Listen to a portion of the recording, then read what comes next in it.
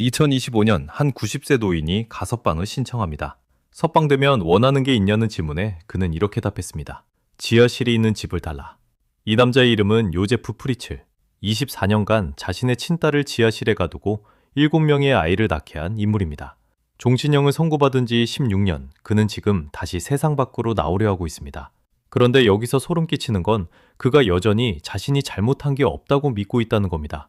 1935년 오스트리아의 작은 도시 암슈테텐에서 태어난 그는 전기 수리공으로 일하며 평범한 삶을 사는 것처럼 보였습니다. 하지만 이미 전과가 있었습니다. 1967년 그는 24세 여성을 성폭행한 혐의로 체포되어 18개월을 선고받았고 12개월을 복역했습니다. 그런데 오스트리아 법에 따라 이 전과는 15년 뒤 자동으로 삭제됩니다. 기록이 사라진 겁니다. 1977년 요제프는 자신의 셋째 딸 엘리자베트에게 손을 댑니다. 그때 엘리자베트의 나이 겨우 11살이었습니다. 그로부터 1년 뒤인 1978년 요제프는 시청에 건축 허가를 신청합니다. 명목은 방공호 확장. 냉전 시대였으니 그럴듯한 이유였습니다. 하지만 그가 실제로 만든 건 방공호가 아니었습니다. 허가받은 크기보다 훨씬 큰 규모로 굴착이 이루어졌고 콘크리트와 철근, 전자잠금 장치가 들어갔습니다. 전기 수리공이라는 직업이 여기서 쓰였습니다. 배선도, 배관도, 잠금 시스템도 전부 혼자 해냈습니다. 6년이 걸렸습니다. 완성된 지하 공간의 면적은 약 35제곱미터. 천장 높이는 1.7m가 채 되지 않아 성인이 허리를 펴고 설 수 없는 높이였습니다. 출입문은 총 8개, 그중 3개는 전자식 비밀번호 잠금이었습니다. 첫 번째 문은 높이가 1m에 불과해 기어서 통과해야 했고 책장 뒤에 숨겨져 있었습니다. 방음은 완벽했습니다. 바로 위층에서 생활하는 가족도 아무 소리를 들을 수 없었습니다. 이건 충동적 범죄가 아니었습니다. 6년에 걸쳐 설계된 감옥이었습니다. 1984년 8월 28일 요제프는 18살이 된 엘리자베트에게 말합니다. 지하실에 문 하나만 설치하는 걸 도와달라고.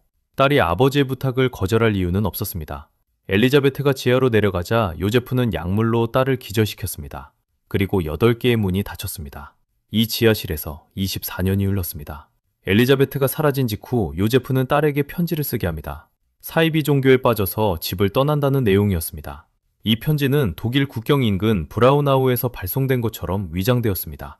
요제프는 직접 경찰에 실종 신고를 했고 경찰은 편지 내용과 엘리자베트의 이전 가출 전력을 근거로 자발적 가출로 결론 내렸습니다. 수색은 중단되었고 가족도 더 이상 찾지 않았습니다. 지하실에서 엘리자베트는 혼자였습니다. 의료 도움도 외부 접촉도 없었습니다. 요제프는 탈출을 시도하면 가스관을 터뜨려 죽이겠다고 협박했습니다. 그 지하실에서 엘리자베트는 8번 임신했습니다. 한 번은 유산이었고 7명의 아이가 태어났습니다. 모두 의료 도움 없이 혼자 출산한 아이들이었습니다. 1988년 첫째 커스틴이 태어났습니다. 이 아이는 지하에 남았습니다. 1990년 둘째 스테판이 태어났습니다. 역시 지하에 남았습니다. 태어나서 단 한 번도 햇빛을 본 적이 없는 아이들이었습니다. 1992년 셋째 리사가 태어났습니다. 이 아이는 달랐습니다. 울음소리가 너무 커서 발각될 위험이 있었기 때문입니다. 요제프는 리사를 지상으로 올려보냈습니다. 엘리자베트가 집 앞에 버리고 간 아이라는 이야기를 만들어 자신과 아내 로즈마리의 양자로 입양시켰습니다. 전과가 삭제된 상태였기에 입양 심사를 통과하는 건 어렵지 않았습니다. 1994년 넷째 모니카. 이 아이도 같은 방식으로 지상에 올려보내졌습니다. 1996년 4월 쌍둥이가 태어납니다. 알렉산더와 마이클. 알렉산더는 지상으로 보내졌습니다. 하지만 마이클은 올라가지 못했습니다. 태어난 지 사흘 만에 숨을 거뒀습니다. 의료 도움이 없었기 때문입니다. 요제프는 이 아이의 시신을 보일러에서 태워 없앴습니다. 엘리자베트는 자신이 낳은 아이가 죽는 걸 지켜봐야 했고 그 아이가 불에 타는 것까지 알아야 했습니다. 2002년 막내 펠릭스가 태어났습니다. 이 아이 역시 지하에 남았습니다. 지하실에 갇힌 아이는 셋, 지상으로 올라간 아이는 셋, 그리고 죽은 아이 1명. 위층에서는 요제프와 로즈마리가 손주로 알고 키우는 아이 셋이 평범하게 학교를 다녔고 24년 동안 이 집을 거쳐간 하숙인만 100여 명에 달했습니다. 그 누구도 바로 아래에서 무슨 일이 벌어지고 있는지 알지 못했습니다. 엘리자베트는 TV와 요제프가 가져다주는 책으로 아이들을 직접 가르쳤습니다. 창문이 없는 공간에서 자란 아이들은 영양실조와 비타민 D 결핍에 시달렸고 예방접종 한 번 받지 못했습니다. 24년간 완벽했던 이 이중 생활에 결국 균열이 생깁니다. 2008년 4월 19일 커스틴이 쓰러졌습니다. 의식을 잃고 경련을 일으킨 그녀의 나이는 19, 햇빛이 무엇인지 모르는 아이였습니다.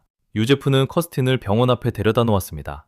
지하실에서 죽으면 시신을 처리할 수 없다는 판단이었습니다. 그에게 아이의 생명은 처리해야 할 문제에 불과했습니다. 하지만 이번에는 달랐습니다. 의료진의 눈에 이 환자는 설명할 수 없는 존재였습니다.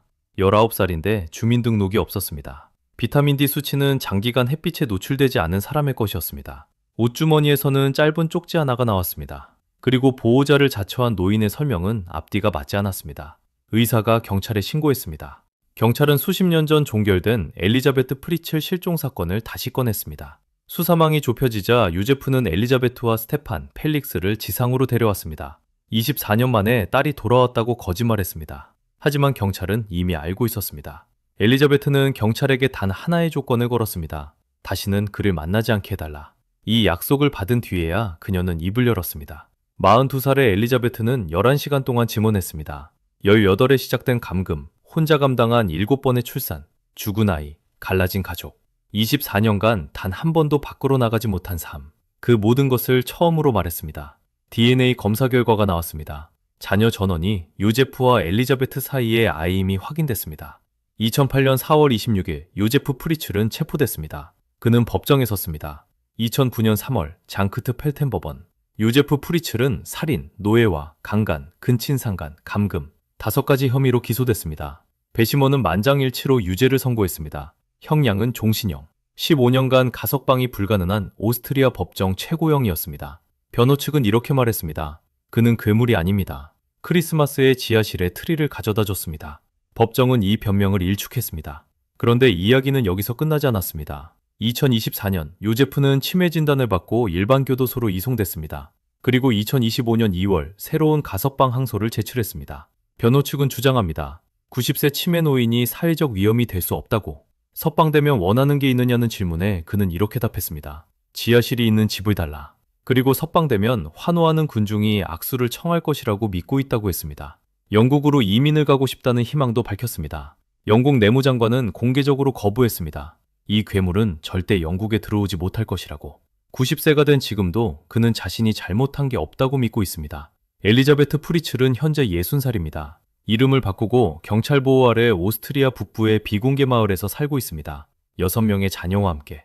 지하실에서 태어난 아이들은 여전히 다양한 신체적, 정신적 문제를 안고 있습니다. 지상에서 자란 아이들은 상대적으로 적응했지만 그들 역시 이 사건의 그늘 안에 있습니다. 2011년 암슈테텐의 그 지하실은 콘크리트로 완전히 밀봉됐습니다. 하지만 그 안에서 보낸 24년은 밀봉할 수 없었습니다. 엘리자베트가 18에 잃어버린 시간도, 햇빛을 한 번도 보지 못한 채 자란 아이들의 유년기도, 보일러 안에서 사라진 마이클의 존재도, 이 사건은 아직 끝나지 않았습니다. 사건 읽는 밤이었습니다.